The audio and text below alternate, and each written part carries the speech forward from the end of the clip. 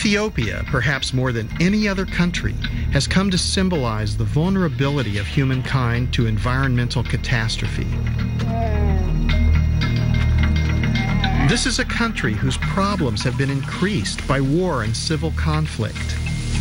And now, human-induced climate change is likely to make matters worse. Here also, centuries of subsistence farming practices have stripped the land of natural vegetation. The dry gullies bear the scars of flash floods. These gullies are evidence of the enormous power of runoff during the rainy season. Without vegetation cover on the hillsides, when the rains come, the water doesn't soak into the ground but flows away in a flood. Then it's not available for agriculture during the rest of the year. This leads to drought, and famously for Ethiopia, famine. But just as I've witnessed in China, there is hope that the situation here can be reversed. In just 6 years, Professor Legessa Nagash and local villagers have transformed a severely eroded terrain by planting indigenous trees and plants. Almost miraculously, a clear flowing stream has emerged where once there was a muddy trickle. How is it that it's possible for you to get the stream to flow throughout the year? It is because of the vegetation cover, which has been regenerating on this mountain.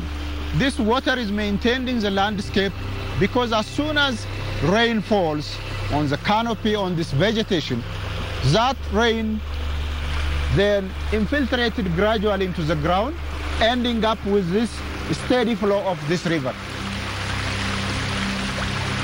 Water is life. Without water, nobody can do anything. About 1,000 kilometers further north, in the village of Abraha Aspaha, another near-miraculous phenomenon is occurring. Farmers are finding water at the bottom of their wells, despite the poor rains this year. The famine of 1984 struck the people of this valley very hard. Many migrated, many died. Now the people are returning. The village chairman, Gabr Gade, remembers well how life used to be.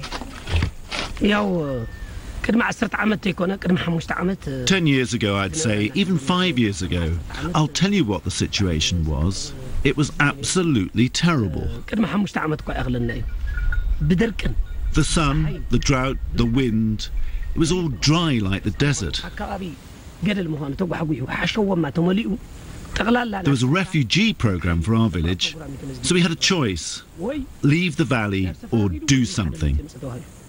With government support, they applied the same principles as the Chinese, setting land aside for natural vegetation to return, restricting grazing and harvesting water. The eroded land has become fertile. It's changed for the better. In the drought, our fruit trees dried up. Now they're coming back, and we're growing even more varieties. These are the real benefits we've seen. We have food security, and our children can go to school. Our lives have improved. We no longer need to beg the government for aid, thanks to the changes that we've made. Even wild animals which disappeared are returning, even the leopards. These villagers can now better withstand the impact of climate change. With international assistance, their achievement could be repeated across the country, and the benefits would spread far beyond Ethiopia's borders. Half of Ethiopia is mountain, and this mountain system is degraded. And this degradation of this huge landscape, huge mountain chain of Ethiopia is critical not only for Ethiopia, but also for the entire region. Consider Egypt. Look at the Sudan, where 86% of the Nile flows to these countries. How can we support life in Egypt without restoring Ethiopia's mountains? So this is regional, national, and international.